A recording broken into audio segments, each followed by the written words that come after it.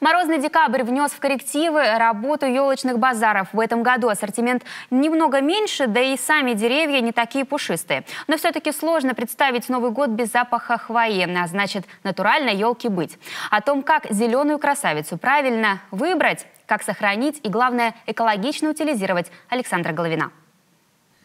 Традиционно елочные базары в Сыктывкаре работают вплоть до 31 декабря. Так что и в последний день уходящего года у любителей живых зеленых красавиц есть возможность приобрести себе такие домой. Цены разные. Маленькие елочки и еловые ветви стоят 200 рублей, а у такого 3-метрового дерева максимальная цена 2000 рублей.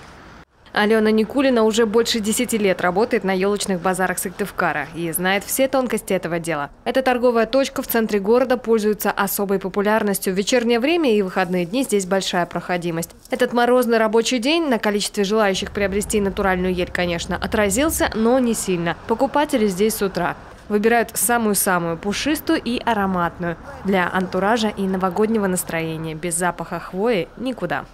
Ну, во-первых, запах. Искусственно, как-то не очень вроде как интересно. А вы когда ставите елку обычно? Мы обычно 28-го, 29-го, если живая, чтобы продольше простояла. Елочные базары развернулись в самых людных местах столицы Коми. Здесь и букеты с шишками, и маленькие ели на подставке, и зеленые красавицы высотой в несколько метров. Все из Лоймы Прилузского района. Морозный декабрь работу в этом плане сильно усложнил, ведь рубить деревья можно только в теплую погоду. От этого зависит напрямую сохранность иголочек. Никаких секретов нет. То, что они только должны быть порублены в теплую погоду.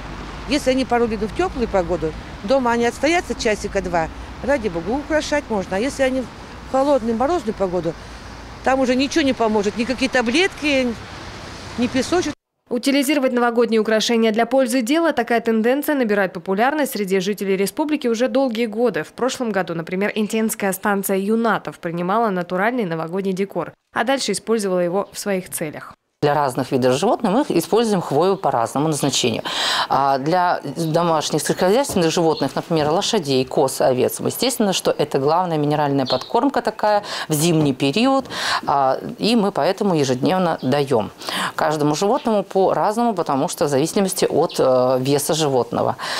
Если декоративные животные или дикие животные у нас, например, как белки есть, мы, естественно, используем как хвою в вольерах. Ели для питомцев не только лакомство, но и полезный продукт, ценные биокомпоненты, микро- и макроэлементы, витамин С, аминокислоты. Всю пользу хвои и не перечислить. Деревья едят практически все обитатели станции и даже птицы. За порциями строго следят. Переедание может вызвать интоксикацию. Кладем по одной веточке. Это не значит, что они полностью всю ветку съедают, например, мелкий рогатый скот.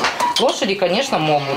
В Сыктывкаре начинает работу еще 2 точки приема новогодних натуральных елок: некоммерческая организация «Экология. Новая жизнь» и Республиканский центр экологического образования. Для этого даже заключили соглашение о сотрудничестве. Совместный проект по утилизации запускают уже после Нового года. Принимать новогодние красавицы начнут с 8 января в экоцентре «Дырнос» и Сыктывкарском зоопарке. После переработки деревья пойдут на корм и подстилки животным. Александра Головина, Иван Богомолов, телеканал Юрган, Сыктывкар.